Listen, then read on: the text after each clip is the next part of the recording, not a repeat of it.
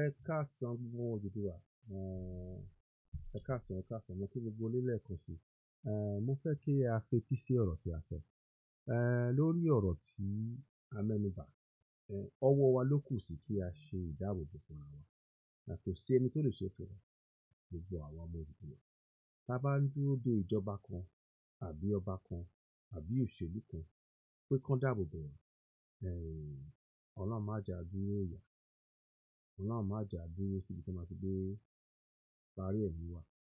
Àmín àṣẹ. Ibi tí ọ̀rọ̀ wà sí, ó ti dojú ẹ̀. Ohun tí a ní lọ́kàn gbogbo àwa tá wà ní òkun, àwa fẹ́ kí ó yé gbogbo àwa ọmọ Odùduwà tó wà nílé, tá wà nílé, tá wà lóko, tá wà lábúlé, tá wà ládùúgbò, tá wà nílùú, pé ọwọ́ wa ló kù sí o. Ẹ ti gbọ́ báyìí pé àwọn ìjọba wọ́n fọwọ́ sí pé ká ní ìbáṣepọ̀ láàárín Àmọ̀tẹ́kùn àti Mẹ̀yẹ́tí Allah. Gbogbo wa la dẹ̀ mọ̀ pé Mẹ̀yẹ́tí Allah, wọ́n èrò tí wọ́n ní fún wa ni pé kán gbalẹ̀ mọ́ wa lọ́wọ́. Ẹ jẹ́ á bára wa sòótọ́ ọ̀rọ̀. Ọ̀rọ̀ yìí ti kọjá sísọ, ṣíṣe ló kàn. Gbogbo tí mo ta mú wá yìí, mo wá pé kí ó lè yé gbogbo wa. Pé kó yé wa pé Allah ti ja ìjà rárá lápapọ̀ gẹ́gẹ́ bí ọmọ Odùduwà. A gbọdọ̀ gba ọmọ Haúsá àbí ọmọ Fúlàní kankan láàárín wọn. Wọn ò lè gbà wá láàárín wọn nílẹ̀ nígbà tí wọ́n ń ṣe hísbà kiri. Kí ló dé táwa ṣe wá ń gbà wọ́n sáàrín tiwọn?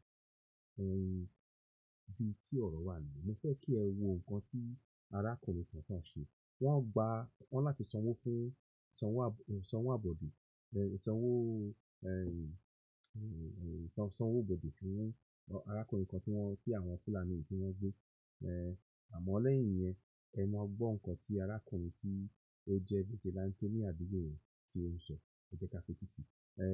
Ọ̀rọ̀ tí ẹ máa gbọ́ yìí ó wá láti orí àwọn tó ń ṣiṣẹ́ pẹ̀lú Koiki Media. Mo fẹ́ kí ẹ fetí sí ọ̀rọ̀. Mò ń bọ̀, mo máa fà á sẹ́yìn díẹ̀. Ẹ rí ẹni tí wọ́n gbà kúrò lọ́wọ́ àwọn ọ̀daràn náà. Ẹ jẹ́ kí a gbọ́ ọ̀rọ̀ náà. Tí gbogbo èèyàn gbà sí Mo ń bọ̀, mo ti máa sáré ṣe báyìí náà. the way I saw them, they are Boko Haram. Because if they are not Boko Haram, they will not be requesting for that ransom of money and want pressure to kill.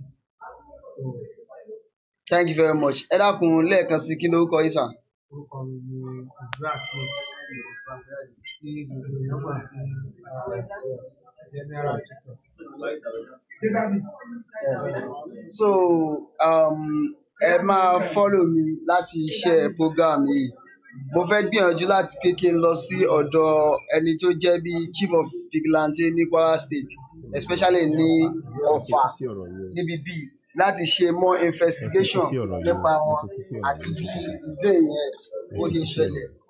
So this Olayemi Koiki is bringing the world closer to your doorstep. Láti ilé We are here iṣẹ́ to interview our àmọ́ fẹ́ kí gbogbo wa ká fetí sí. Ó tún ti bẹ̀rẹ̀ sí í ṣe mọ̀nàmọ́ná. Mo ń bọ̀ o. Ẹ ṣáà mú ṣùgbọ́n fún mi báyìí. Koiki is bringing the world closer. Ẹ kú iṣẹ́ tí ẹ ṣe ọmọ bá wa kún yín lọ́wọ́ o. Gbogbo ìgbà tẹ́ bá ṣe ń lù yóò máa dùn ní pẹ̀lú ògo Ọlọ́run. Ẹ wá ní ṣíṣe pẹ̀lú ògo Ọlọ́run.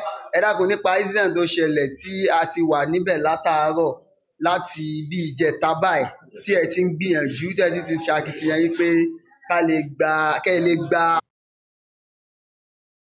Ó tún ti bẹ̀rẹ̀ máa wọlé ìṣẹ̀ náà.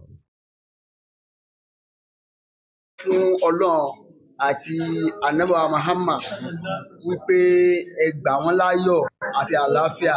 Kí ni tí ẹ experience àti pé kí ni tí ẹ lè rí sọ sí gẹ́gẹ́ bí ẹ ti jẹ́ àgbàlagbà àti ọ̀gá nínú iṣẹ́ vigilante yìí? Kí ni àlàyé tẹ́ lè ṣe fún wa sà? Àlàyé tí mo ní láti ṣe fún gbogbo ọmọ Yorùbá lápapọ̀. Ká múra o, ogun ti dé, èsì ogun ń bọ̀. Ṣé ń gbọ́? Torí gbogbo káàárọ̀ jíire. Ẹ ń gbọ́ wọn ní ogun ti dé, ṣe mọ̀ pé à ń sọ. Ṣé mọ̀ pé à ń sọ? Ń bọ̀ o. Èsì ogun ń bọ̀. Torí gbogbo káàárọ̀ jíire.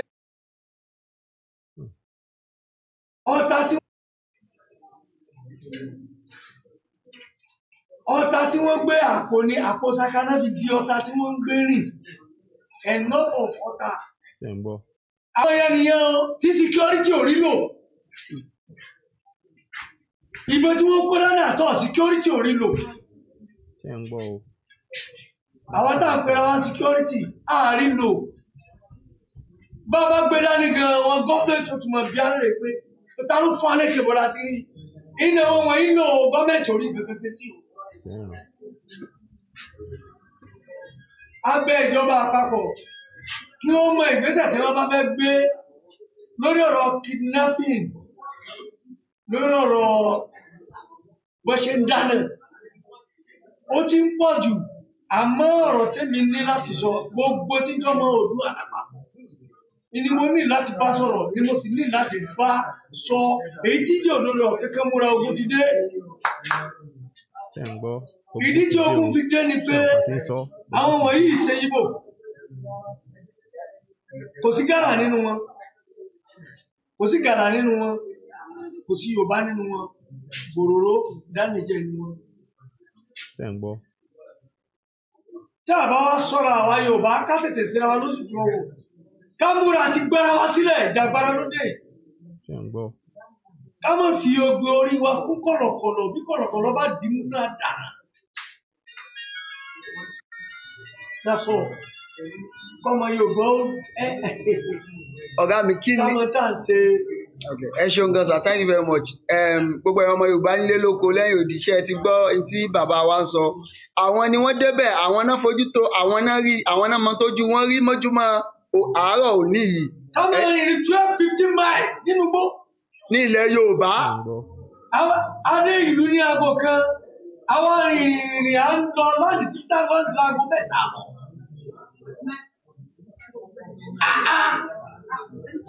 ní kárọ̀tì rẹnu gbóná lẹ́yìn ó ti já sí wípé àwọn pípì gan ti kọ́ńkà Yorùbá tó tá a mọ̀.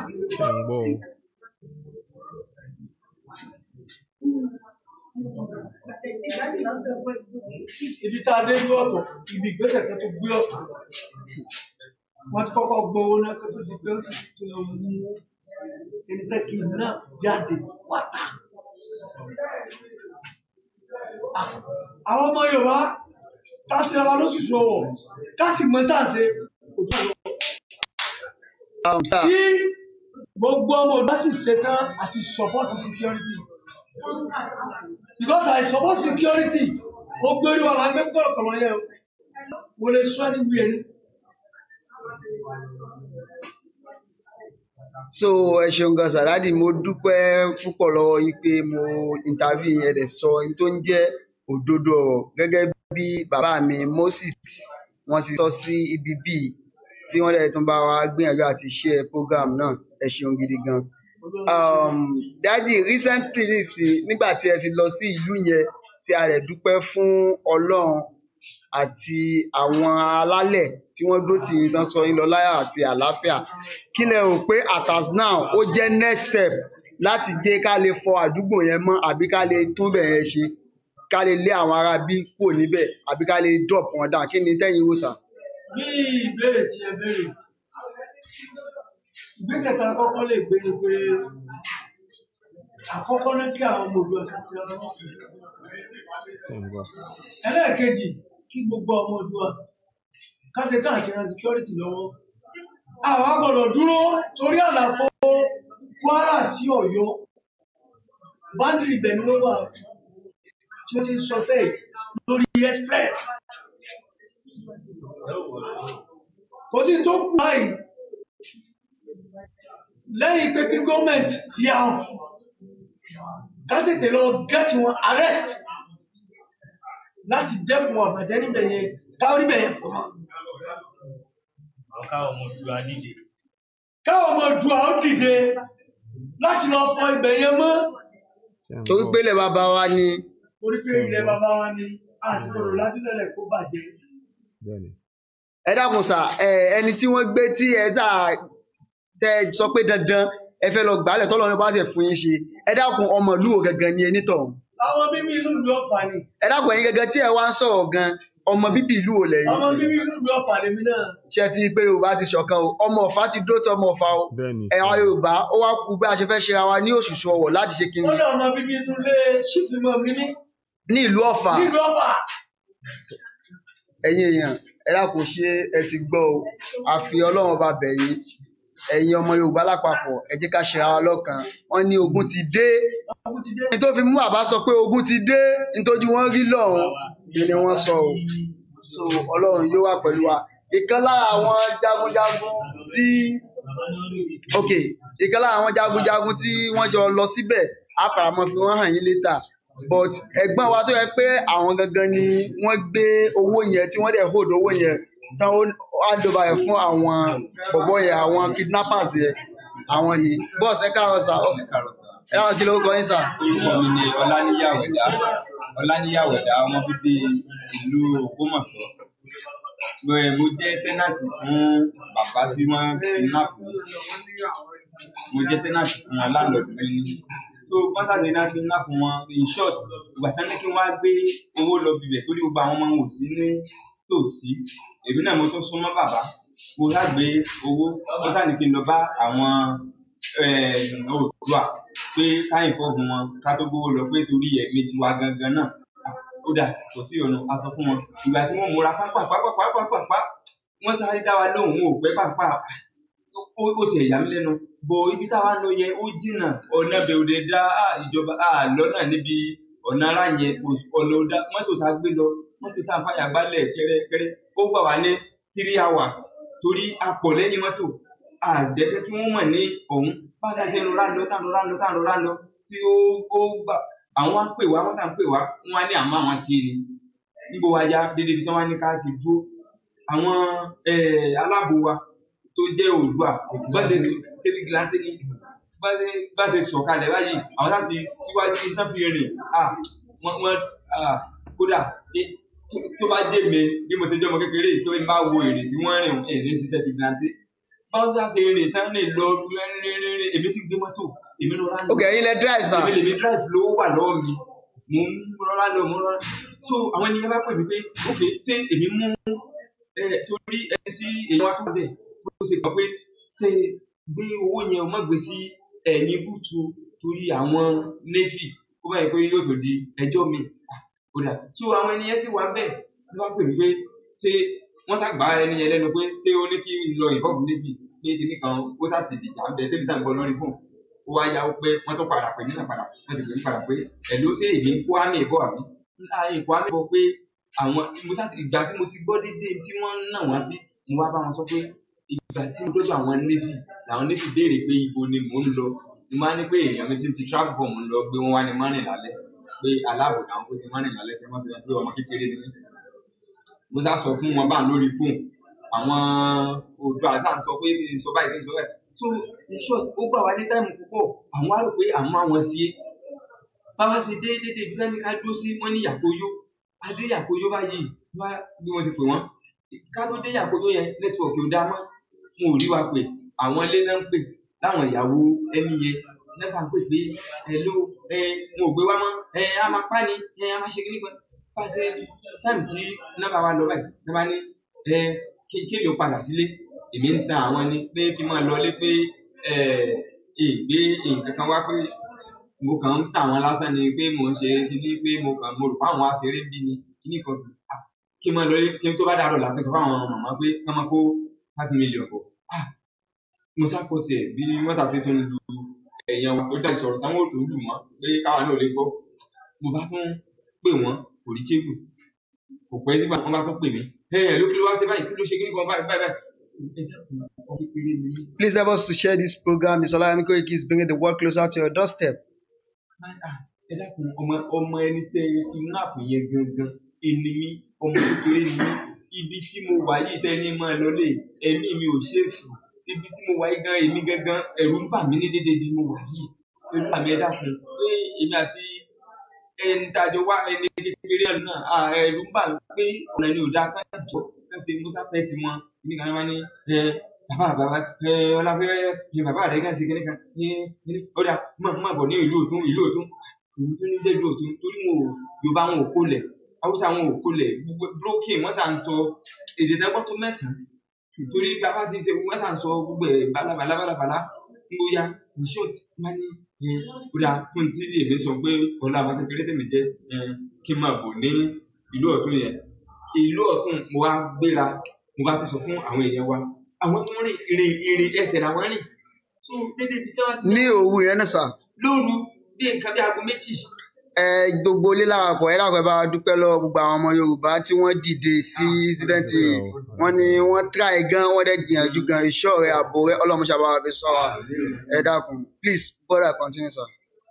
lọ́sà ṣe ní kódà kí n máa bọ̀ wá ìlú Ọ̀tún náà dẹ̀ jìnnà àwọn èèyàn wọn ti tún gbé kí níbi iṣẹ́ kálukú wọn bá bóyá làwọn ti ń yẹ.